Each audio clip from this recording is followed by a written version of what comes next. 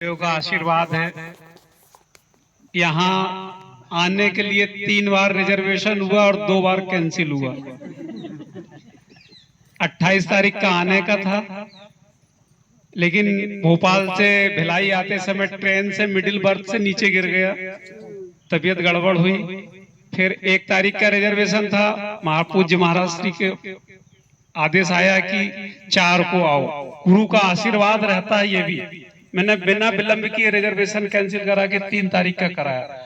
आप लोग विश्वास नहीं करोगे, 3 तारीख मतलब है 29 तारीख को इतनी जबरदस्त तबीयत खराब हुई मेरी, 3 बार उल्टी हो गई और श्वास रुक रही थी, मतलब श्वास ले नहीं पा रहा था, इतना शरीर में दर्द हो रहा था अंदर, ऐसा लग रहा था कि प्राण निकल जाएंगे।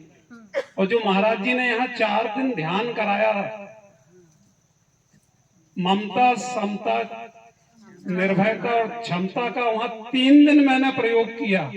बिल्कुल दिल से बोल रहा हूँ, गुरु का देखो कैसा कनेक्शन होता है।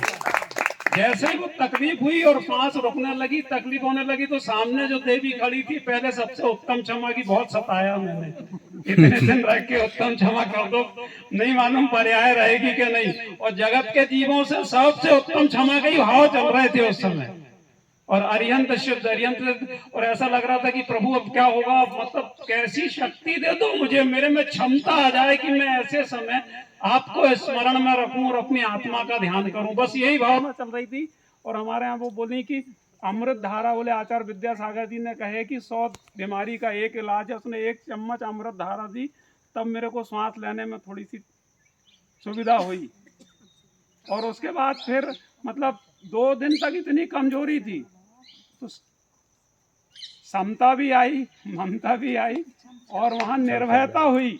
फिर लगा कि शिविर में कैसे पहुंचूंगा, लेकिन जैसे ही महाराज जी का दर्शन किया और उनको सुबह मैंने स्पर्श किया, तो जो क्षमता थी ना, ये 2 ध्यान के द्वारा मैं बता रहा हूँ, इतनी गजब की क्षमता बढ़ी क्या मुझे मरने का भय समाप्त हो गया। यहाँ इतना आनंद आया पहली बार। और पूज्य महाराज जी, मतलब मैं सही बता रहा हूँ, गुरु महाराज तो थे उस समय भी हम थे, लेकिन अब उनके पग चिन्ह है, उनसे हमको वो फायदा नहीं मिलेगा जो साक्षात गुरु अभी हमारे सामने हैं। इनके चरणों में इनके बताए मार्ग में जो साधना करेगा, मैं निश्चित रूप से नहीं डिस्चार्ज होगी बैटरी, क्या वो निर्विकल्प समाधि करेगा।